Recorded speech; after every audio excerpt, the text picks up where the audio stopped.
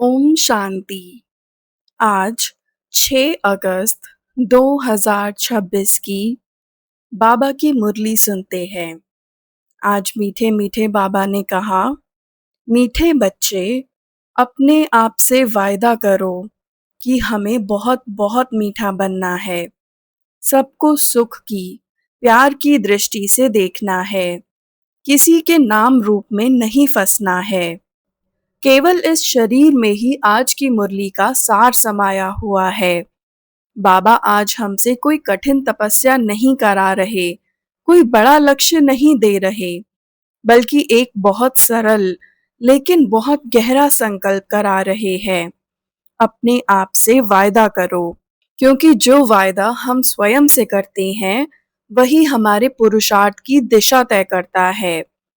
बाबा चाहते हैं कि हर दिन की शुरुआत इस संकल्प से हो कि हमें बहुत मीठा बनना है, किसी आत्मा को दुख नहीं देना है और हर एक को प्यार एवं सम्मान की दृष्टि से देखना है। यदि ये संकल्प पूरे दिन स्मृति में बना रहे, तो व्यवहार भी बदलने लगता है और स्वभाव भी परिवर्तन होने लगता है। बाबा कहते हैं कि केवल मीठी वाणी नहीं, बल्कि मीठी दृष्टि भी होनी चाहिए, क्योंकि कई बार शब्द तो अच्छे होते हैं, लेकिन दृष्टि में अपनापन नहीं होता और कई बार बिना कुछ बोले भी हमारी दृष्टि सामने वाले को सुख पहुंचा देती है। इसीलिए आज का पुरुषार्थ केवल बोल बदलने का नहीं, बल्कि दृष्टि बदलने का है। और इसी शीर्षक का अंतिम भाग सबसे गहरा है। किसी के नाम रूप में नहीं फंसना है। ये केवल एक चेतावनी नहीं, बल्कि आत्मा की सुरक्षा का नियम है, क्योंकि जैसे ही बुद्धि शरीर, नाम या संबंध में उलझती है, आत्मिक स्थिति कमजोर होने लगती है। इसीलिए पूरी मुरली बार बार हमें आत्म अभिमानी बनने की ओर ले जाती है। आज की मुरली का प्रश्न है, योग की सिद्धि क्या है? पक्के योग की निशानी सुनाओ। उत्तर, सब कर्मेंद्रियां बिल्कुल शांत, शीतल हो जाएं। ये है योग की सिद्धि। पक्के योगी बच्चे वह हैं जिनकी कर्मेंद्रियां जरा भी चंचल न हो। रिंचक भी किसी देहधारी में आंख न डूबे। मीठे बच्चे, अब तुम जवान नहीं, तुम्हारी वानप्रस्थ अवस्था है। मीठे मीठे बाबा आज योग की ऐसी परिभाषा दे रहे हैं जो हमें अपने पुरुषार्थ की सच्ची जांच करा देती है। कई बार हम समझते हैं कि योग का अर्थ है कुछ समय बैठकर बाबा को याद कर लेना, लेकिन बाबा बताते हैं कि योग की पहचान उस समय नहीं होती जब हम मेडिटेशन में बैठते हैं। योग की पहचान तब होती है जब कर्मेंद्रियां पूरी तरह शांत और शीतल हो जाती हैं। इसका अर्थ ये नहीं है कि कर्मेंद्रियां काम करना बंद कर दें। उनका अर्थ है कि वे हमारे नियंत्रण में रहें, वे हमें अपनी ओर न खींचें। यदि आंखें बार बार आकर्षित होती हैं, मन बार बार भटकता है और बुद्धि बार बार देह की ओर जाती है, तो समझना चाहिए कि अभी योग की सिद्धि संपूर्ण नहीं हुई है।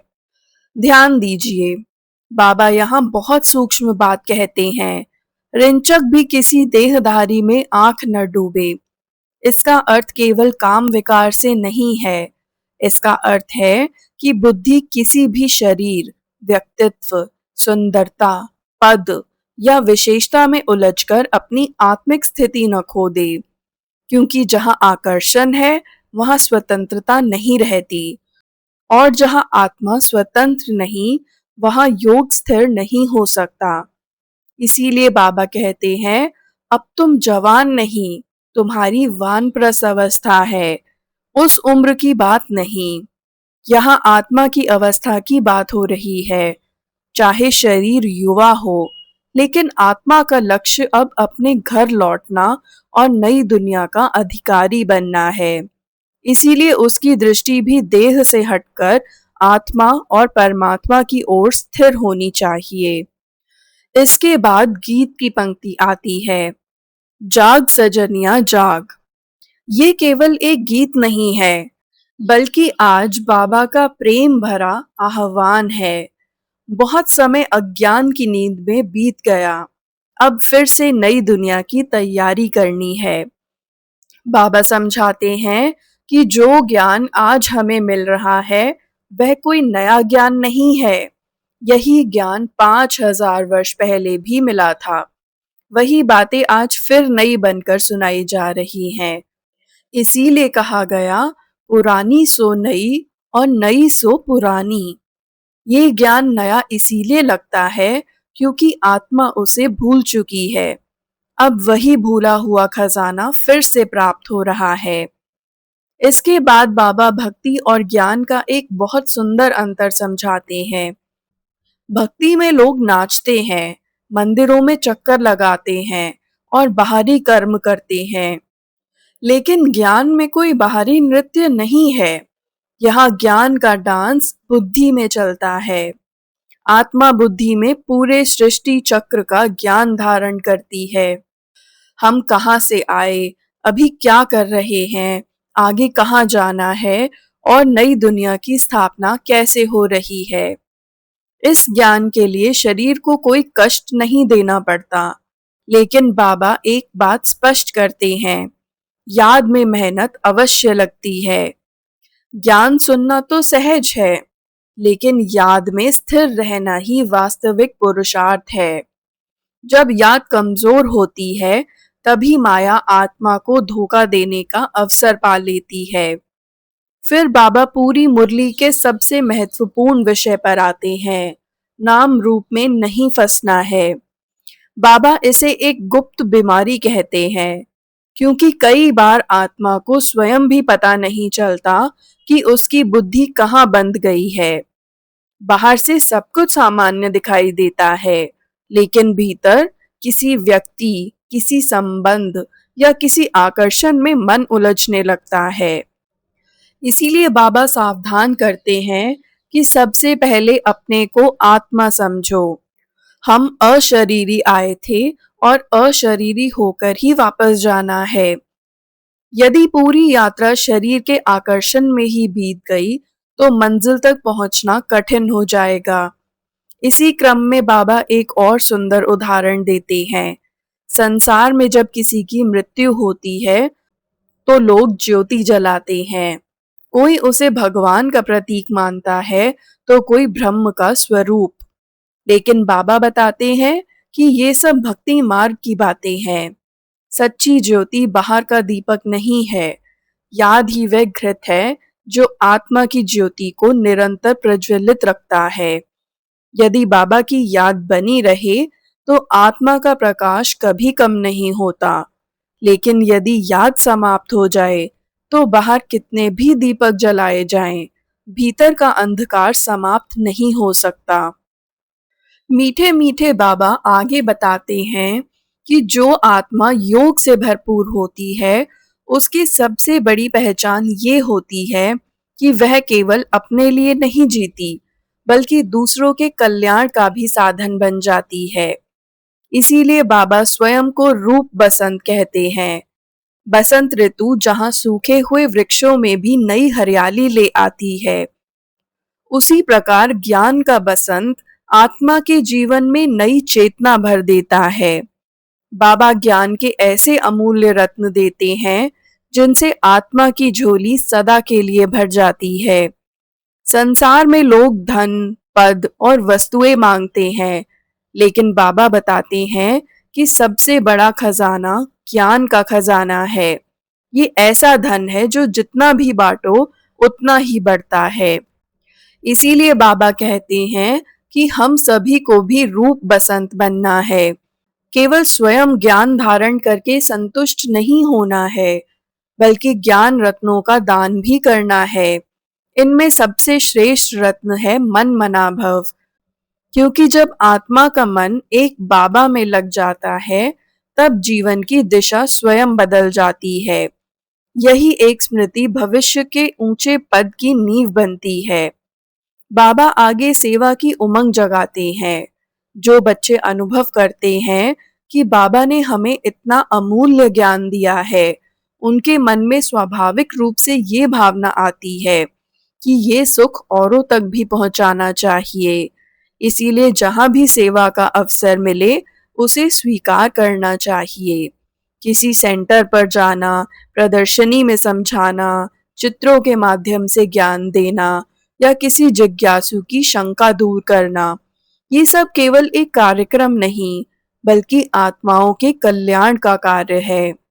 बाबा विशेष रूप से कहते हैं कि सेवा में किसी के कहने की प्रतीक्षा नहीं करनी चाहिए। जिसके भीतर सेवा की लगन होती है, वह स्वयं अवसर खोज लेता है। जैसे एक दीपक केवल अपने लिए नहीं जलता, बल्कि अपने आसपास का अंधकार भी दूर करता है, वैसे ही ज्ञानवान आत्मा का जीवन भी अनेक आत्माओं के लिए प्रेरणा बन जाता है। बाबा ये भी बताते हैं कि सबसे बड़ा दान अन्न, धन या वस्तुओं का नहीं, बल्कि ज्ञान रत्नों का दान है। क्योंकि संसार का कोई भी दान कुछ समय का सुख दे सकता है, लेकिन ज्ञान आत्मा का जीवन बदल देता है। इसीलिए सेवा करते समय रहम दिल बनना है। संसार में कितनी ही आत्माएं दुख, अशांति और भटकाव के जीवन जी रही हैं, उन्हें सच्चे सुख का मार्ग बताना ही वास्तविक दया है।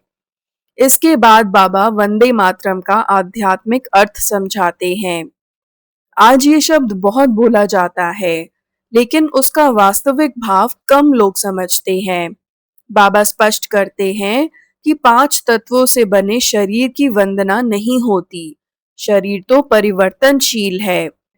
वास्तविक वंदना उस परमपिता की है जो स्वयं शरीर से परे है और जो पतित आत्माओं को फिर से पावन बनाते हैं।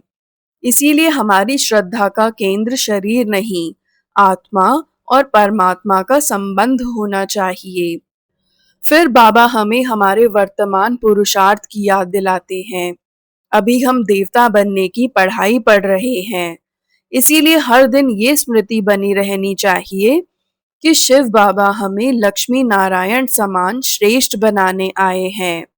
जब ये लक्ष्य स्पष्ट रहेगा, तब जीवन के छोटे छोटे आकर्षण स्वतः महत्वहीन लगने लगेंगे। इसके बाद बाबा राजयोग और हठ योग का अंतर बहुत सहज रूप से समझाते हैं।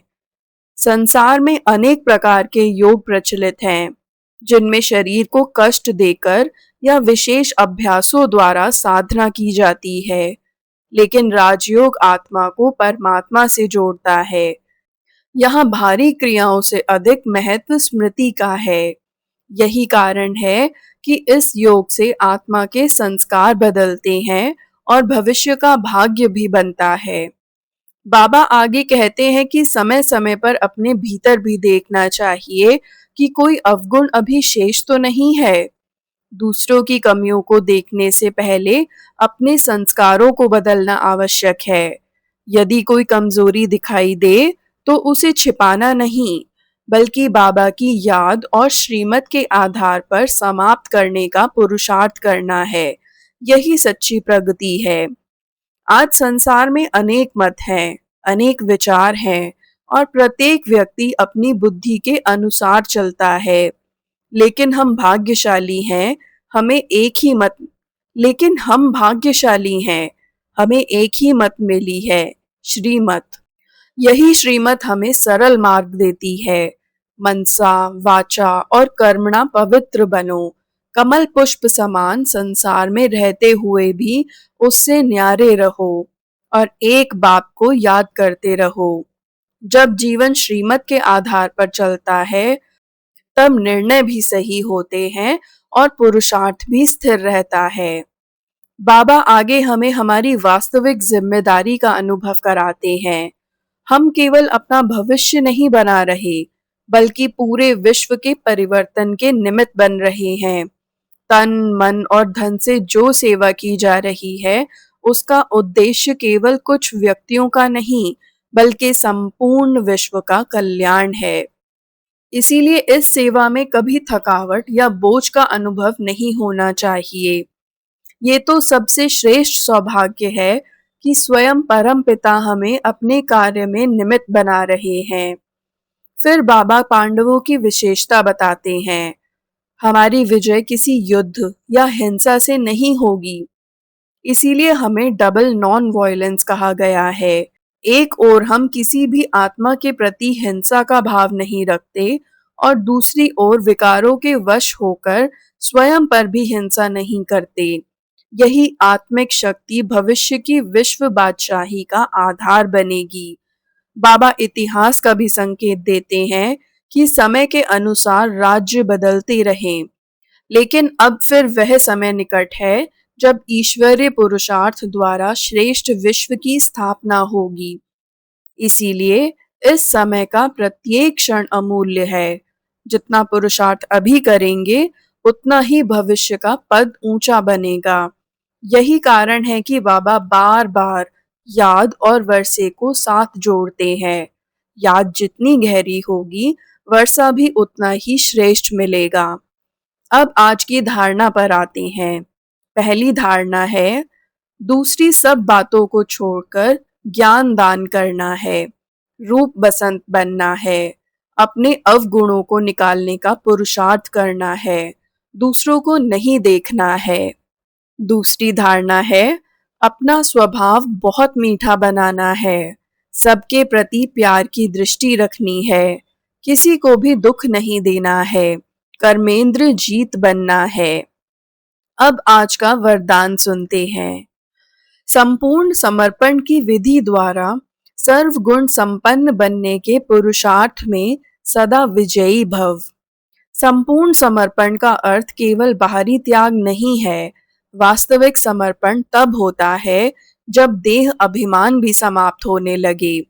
मैं और मेरा का भाव जितना कम होता जाएगा, आत्मा उतनी ही सर्वगुण संपन्न बनती जाएगी।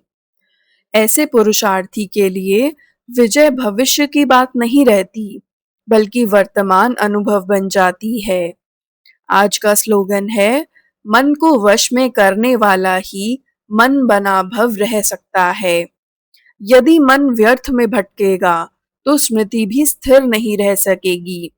इसीलिए मन को बार बार एक बाबा की ओर लगाना ही मन बना भव की अवस्था का आधार है।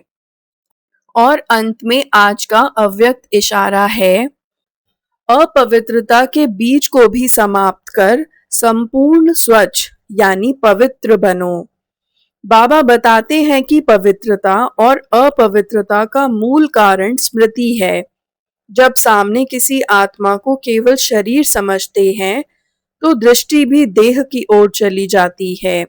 लेकिन जब स्मृति रहती है कि ये भी एक आत्मा है, परमात्मा की संतान है, तब दृष्टि, वृत्ति और व्यवहार तीनों स्वतः पवित्र बन जाते हैं।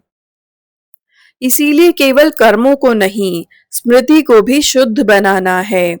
तो आज की पूरी मुरली हमें एक ही दिशा देती है, जीवन को इतना मीठा, पवित्र और सेवामय बना दें कि हमारा संपर्क ही दूसरों के लिए सुख का कारण बन जाए।